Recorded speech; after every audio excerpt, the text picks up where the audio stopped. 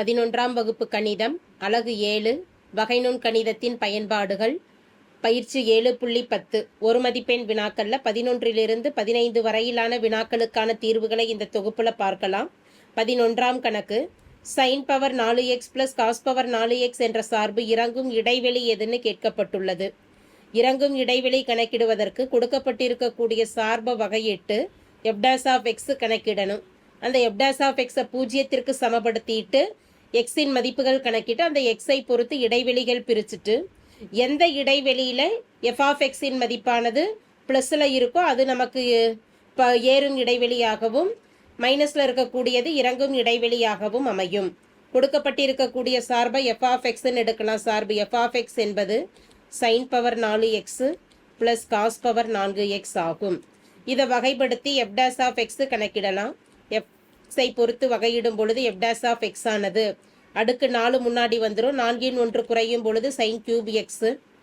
அடுத்து sin xின் வகையீட்டை பெருக்கல்ல எழுதணும். sin xின் வகையீடானது cos x ஆகும். cos பவர் 4xின் வகையீடு 4 முன்னாடி வந்துடும். அடுக்கில் 1 குறையும் பொழுது cos³ x. cos³ xின் வகையீடானது -sin x ஆகும். cos³ xின் வகையீடானது -sin x. 4 sin³ x cos x + × -4 cos³ x பெருக்கல் sin x. இரு உறுப்புகள்லையும் எதை நம்ம பொதுவாக வெளியில் எடுக்கலாம்னா 4 ஒரு sin x cos x பொதுவாக வெளியில் எடுத்துடலாம். மீதம் இருக்கக்கூடிய மதிப்புகளானது முதல் உறுப்புல sin² xன்னு இருக்கு. அடுத்த ஒன்றில் cos² x cos³ cos x வெளியில் எடுத்துட்டோம். 4 sin x வெளியில் எடுத்துட்டோம். அப்போ ஒரு cos² x மட்டும் இருக்கும். இதில் பார்த்துட்டோம்னா அடுத்து f' பூஜ்ஜியத்திற்கு சமப்படுத்தி தான் எக்ஸின் மதிப்புகள் கணக்கிடுவோம். இது பூஜ்ஜியம் எனும் பொழுது 4 sin x பெருக்கல் cos x பெருக்கல் sin² x - cos² x சமம் 0. 4 வலதுபுறம் போகிறப்ப 0/4 பூஜ்ஜியம் ஆயிடும். இப்போ sin x பெருக்கல் cos x பெருக்கல் sin² x - cos² x சமம் 0.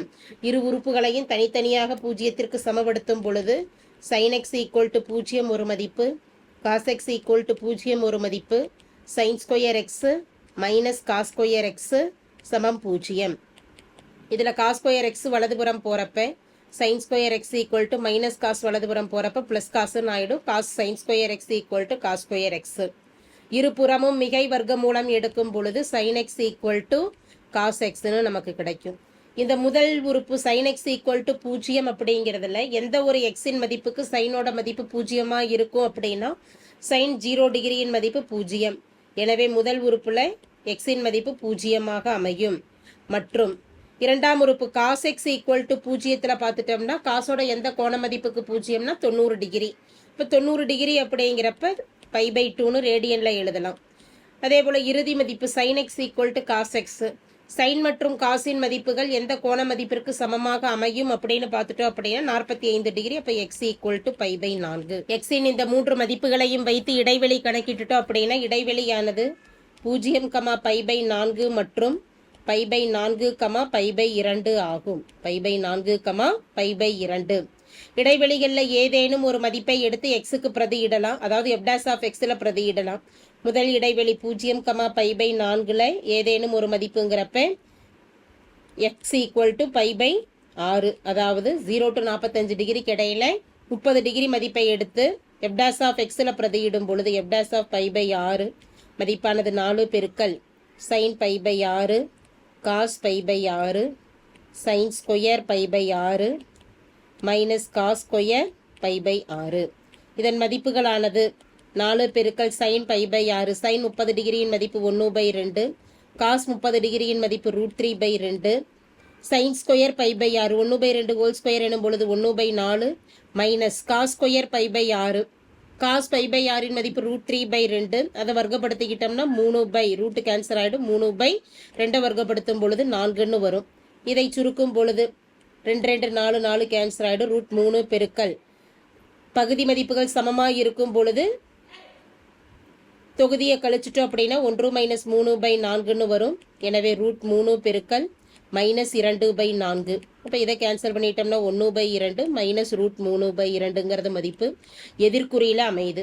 நமக்கு கேட்டிருக்கக்கூடியது என்னது? ஏறும் சார்பு எந்த இடைவெளியில் அப்படின்னு தான் கேட்டிருக்கு. எனவே இது ஏற்புடைய இடைவெளியாக அமையாது.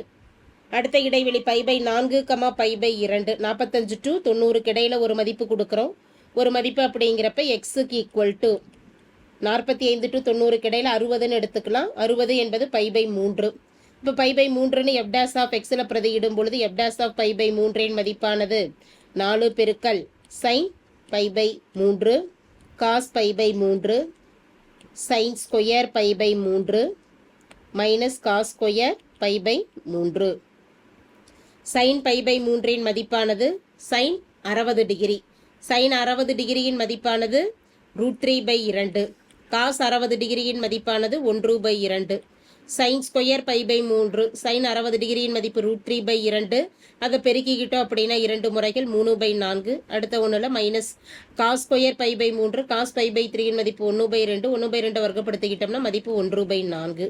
சுருக்கும் பொழுது 2 2 4 கேன்சல் ஆகிடும். மீதி √3 மட்டும் இருக்குது.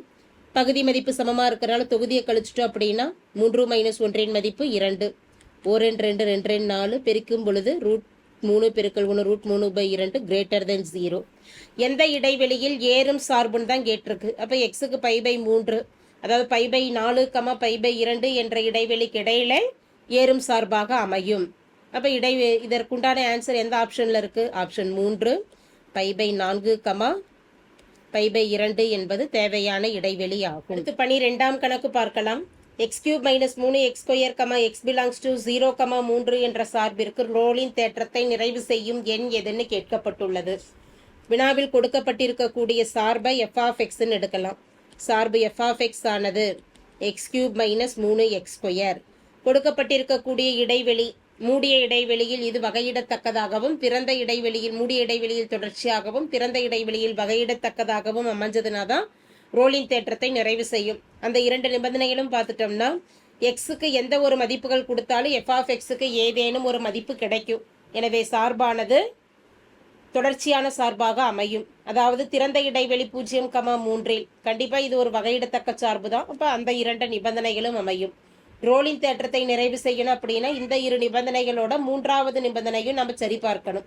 அதாவது f'(x) 0 இந்த 2 சரியாயிட்டு f'(x) 0க்கு சமப்படுத்திட்டு தான் எக்ஸின் மதிப்புகள் நம்ம கணக்கிடுவோம். இப்போ f'(x) கணக்கிடலாம். f'(x) ஆனது x³ வகையீடு அடுக்கு முன்னாடி வந்து அடுக்கில் 1 குறையும் பொழுது 3x² -3 பெருக்கல் x² வகையீடானது 2x 3x². 3 பெருக்கல் 2 6x. இதை 0க்கு சமப்படுத்தலாம். f'(x) = 0 எனும் பொழுது 3x² - 6x = 0. இரு எண்கள்லையும் ஒரு 3x பொதுவாக வெளியில் எடுத்துட்டோம்னா முதல் உறுப்பில் ஒரு x இருக்குது. அடுத்த உறுப்பில் x வெளியில் எடுத்துட்டோம். 6ல் 3 எடுத்துட்டோம். மீதம் இருக்கக்கூடியது 2. அப்போ 2ஐயும் தனித்தனியாக 0க்கு சமப்படுத்திட்டோம் அப்படின்னா x = 0. 3 வலதுபுறம் போகிறப்ப 0/3 0 ஆகிடும். x = 0. x - 2 = 0 எனும் பொழுது x = 2. வினாவில் கொடுக்கப்பட்டிருக்கக்கூடிய இடைவெளியானது x belongs to 0, 3 என கொடுக்கப்பட்டுள்ளது. 0வும் எடுக்கக்கூடாது, 3ம் எடுக்கக்கூடாது. திறந்த இடைவெளியில் அமையக்கூடிய மதிப்பு தான் ஏற்புடையதாக அமையும். எனவே ஏற்புடைய எக்ஸின் மதிப்பானது x = 2 ஆகும். x = 2 என்பது ஆப்ஷன் 4ல் அமைந்துள்ளது. அடுத்து 13ஆம் கணக்கு பார்க்கலாம். 1/x, x belongs to 1, 9 என்ற சார்பிற்கு சராசரி மதிப்பு தேற்றத்தை நிறைவு செய்யும் எண் என்னன்னு கணக்கிட சொல்லி கேட்டிருக்கு. சராசரி மதிப்பு தேற்றம் என்பது கொடுக்கப்பட்டிருக்கக்கூடிய சார்பானது x belongs to a, b அதாவது மூடிய இடைவெளி a, bயில் தொடர்ச்சியாகவும் திறந்த இடைவெளி a, bயில் வகையிடத்தக்கதாகவும் அமைய வேண்டும். இங்கே கொடுக்கப்பட்டிருக்கக்கூடிய சார்பு 1/x f(x)ன்னு முதல்ல எடுக்கலாம். இந்த சார்புக்கு எந்த ஒரு x மதிப்புகள் கொடுத்தாலும் f(x)க்கு எதுவும் மதிப்புகள் கிடைக்கும். எனவே இது ஒரு தொடர்ச்சியான சார்பாக அமையும். அதே போல வகையிடத்தக்கதான 1/x வகையிடலாம். இது ஒரு வகையிடத்தக்க சார்பாகவும் அமையும். அப்போ இந்த 2 நிபந்தனைகளும் நிறைவு செஞ்சது அப்படின்னா தேவையான எக்ஸின் மதிப்புகள் கணக்கிடுவதற்கு உண்டான நிபந்தனை என்னன்னா f'(x) = f(b) - f(a)/b-a. இதில் மதிப்புகளை பிரதியிட்டு எக்ஸின் மதிப்புகள் கணக்கிடணும். f(b) மற்றும் f(a)வின் மதிப்புகள் கணக்கிடலாம். அதுக்கு முன்னே f'(x) கணக்கிட்டு வச்சுக்கலாம். f(x) என்ற சார்பு 1/x அதை x⁻−1ன்னு எழுதிட்டோம்னா f'(x) என்பது மைனஸ் முன்னாடி வந்துடும். அடுக்கில் 1 குறையும் பொழுது -1 -1. எனவே -x⁻−2ன்னு எழுதலாம். சார்பு எஃப் டேஸ் ஆஃப் எக்ஸ் என்பது -1/x² ஆகும். சார்பு எஃப் டேஸ் ஆஃப் எக்ஸ் ஆனது -1/x². எஃப் ஆஃப் ஏ மற்றும் எஃப் ஆஃப் பி இன் மதிப்புகள் கணக்கிடலாம். அதாவது மேல் எல்லை மற்றும் கீழ் எல்லை. F of 1/x F of X 1/1 எனும் பொழுது மதிப்பு 1. அடுத்து எஃப் ஆஃப் 9 1/9 எனும் பொழுது 1/9 அப்படியே எழுதிக்கலாம். இனி சமன்பாட்டில் பிரதியிடலாம். எதில் எஃப் டேஸ் ஆஃப் எக்ஸின் மதிப்பானது -1/x².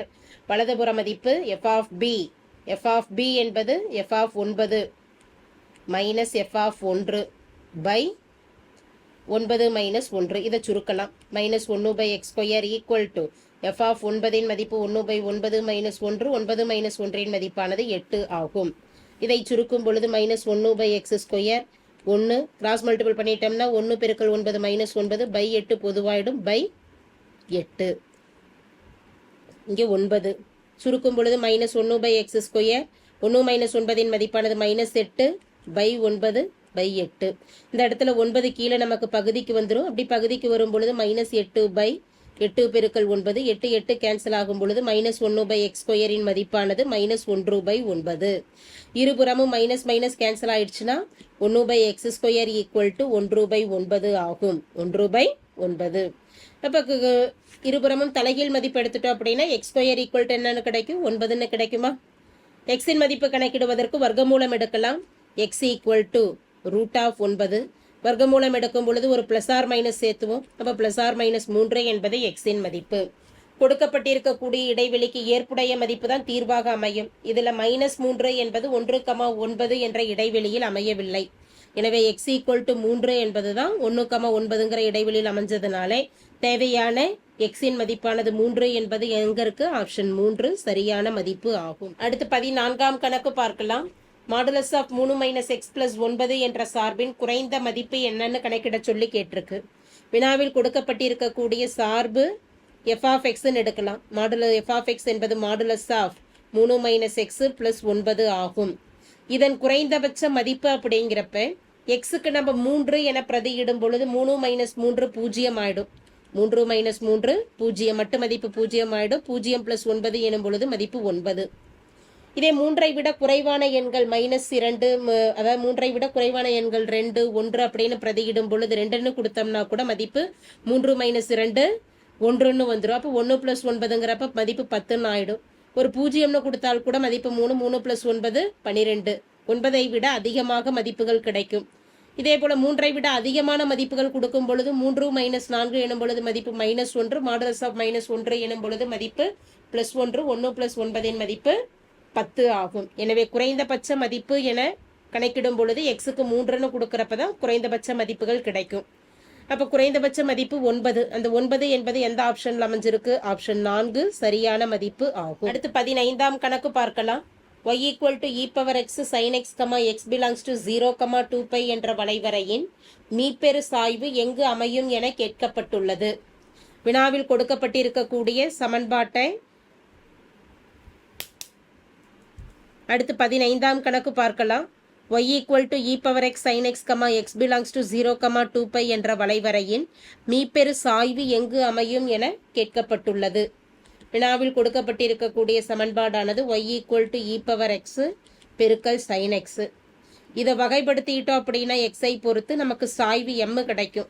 எக்ஸை பொறுத்து வகையிடும் பொழுது dy/dx = e⁻x sin x வகைப்படுத்தும் பொழுது uv-யை பயன்படுத்துவோம். uv-யின் வகையீடானது uv'. முதல் உறுப்பு அப்படியே வச்சுட்டு இரண்டாம் உறுப்பு sin x வகையிடும் பொழுது cos x. அடுத்து sin x அப்படியே வச்சுட்டு e⁻x வகையிட்டோம்னா e⁻x தான் கிடைக்கும். இரு உறுப்புகள்லையும் e⁻x பொதுவாக வெளியில் எடுத்துட்டோம்னா முதல் உறுப்புல cos x மீதம் இருக்கு, இரண்டாம் உறுப்புல sin x மீதம் இருக்கு. இது சாய்வு m ஆகும். கணக்கிட வேண்டியது வளைவரையின் மீப்பெரு சாய்வு. அப்ப மீப்பெரு சாய்வு அப்படின்னா சாய்வு m வகைப்படுத்தணும். சாய்வு m வகைப்படுத்திட்டு அந்த மதிப்பை 0க்கு சமப்படுத்தி எக்ஸின் மதிப்பு கணக்கிட்டுட்டோம் அப்படின்னா அதுதான் மீப்பெரு சாய்வாக அமையும். m x பொறுத்து வகையிடும் பொழுது சாய்வை x பொறுத்து வகையிடுறோம். dm/dx கிடைக்குது. இந்த இடத்துல u பெருக்கல் v தான் பயன்படுத்துகிறோம். uv' எனும் பொழுது uv' + vu'. e⁻x அப்படியே வச்சுட்டு cos x + sin x வகைப்படுத்திட்டோம்னா cos x இன் வகையீடானது -sin x. அடுத்து sin xன் வகையீடானது ப்ளஸ் காஸ் எக்ஸ். அடுத்து பிராக்கெட்டில் இருக்கக்கூடிய உறுப்பு அப்படியே எடுத்துட்டு cos X plus sine X அப்படியே வச்சுட்டு இ பவர் எக்ஸை வகைப்படுத்திட்டோம்னா இ பவர் எக்ஸே தான். இந்த இரண்டு உறுப்புகள்லையும் பார்த்துட்டோம் அப்படின்னா உள்ளார பிராக்கெட்டில் இருக்கக்கூடிய உறுப்புகளை பெருக்கிறோம் அப்படின்னா அல்லது இ பவர் எக்ஸை பொதுவாக கூட வெளியில் எடுத்துடலாம். முதல் உறுப்பில் மீதம் இருக்கக்கூடியது minus sine x plus cos x, இரண்டாம் உறுப்பில் மீதம் அமையக்கூடியது cos x plus sine x. இதில் எது கேன்சல் ஆகுது? Minus sine x plus x sine x cancel ஆக போக காஸ் எக்ஸ் ப்ளஸ் காஸ் எக்ஸின் மதிப்பானது 2 காஸ் எக்ஸு, 2 காஸ் எக்ஸ். இதை பெருக்கி எழுதும் பொழுது மதிப்பானது 2 முன்னாடி வந்துடும் e power x cos x. இந்த dm பை dxஐ பூஜ்ஜியத்திற்கு சமப்படுத்திட்டோம்னா நமக்கு தேவையான மதிப்பு எக்ஸ் என்னான்னு தெரிஞ்சிடும். dm by dx equal to 0 எனும் பொழுது 2 e power x cos x equal to 0. 2 வலதுபுறம் போகிறப்ப 0 பை 2ங்கிறப்ப மதிப்பு 0 ஆகிடும். E power x cos x equal to மதிப்பு 0 ஆகும். இந்த இடத்துல e power x equal to 0 மற்றும் காஸ் எக்ஸ் ஈக்குவல் டு 0ன்னு பிரிக்கலாம். இ பவர் எக்ஸின் எந்த ஒரு மதிப்புமே நமக்கு 0ஆக அமையாது. எனவே காஸ் எக்ஸ் ஈக்குவல் டு 0 தான். காசோட எந்த கோண மதிப்பிற்கு 0ன்னு பார்த்துட்டோம்னா காஸ் 90 டிகிரியின் மதிப்பு 0ஆக அமையும். எனவே x equal to pi by 2. தேவையான மீப்பெரு சாய்வானது x equal to pi by 2 ஆகும். பை பை 2 என்பது எந்த ஆப்ஷனில் அமைந்துள்ளது?